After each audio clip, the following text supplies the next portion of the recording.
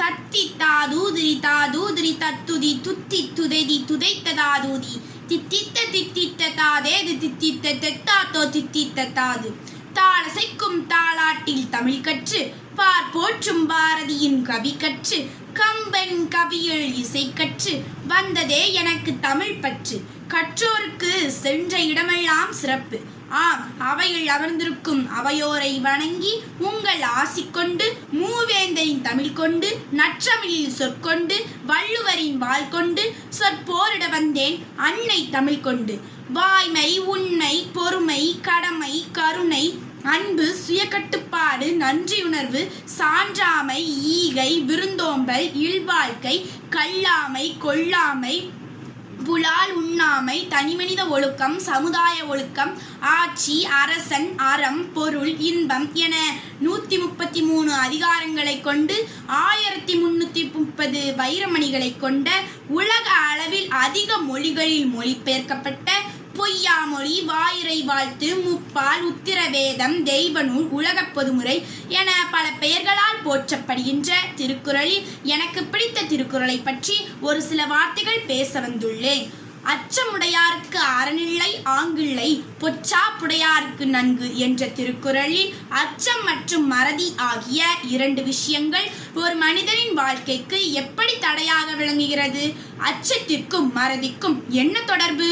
மூப்பால் மறதி வரும், அது இயல்பு. மனிதனுக்கு விதிக்கப்பட்ட சாபம், நினைவுகளின் பகைவன். ஆனால் வள்ளுவன் குறிக்கும் மறதி வேறு, அது இளமையில் வரும் இன்ப களிப்பினால் ஏற்படும் மனநிலை, ஒரு வகை மயக்கம்.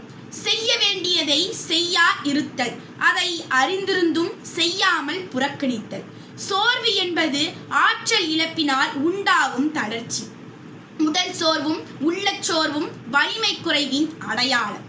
ஆனால் வள்ளுவன் குறிக்கும் சோர்வு ஆற்றல் மிகுதியினால் உண்டாவது. இது செய்யக்கூடிய கடமைகளை செய்யாமல் விடும் அலட்சியம். ஒருவன் தன்னிலை உயரும் பொழுது இவற்றை மறவாதிருப்பது தற்காப்பு. ஆக மறவாமை உயர்வை தக்க வைத்துக் கொள்ள தக்க வழி. தன்னம்பிக்கை எல்லை கடக்கும் பொழுது அது அலட்சியத்திற்கு வழிவகுக்கிறது.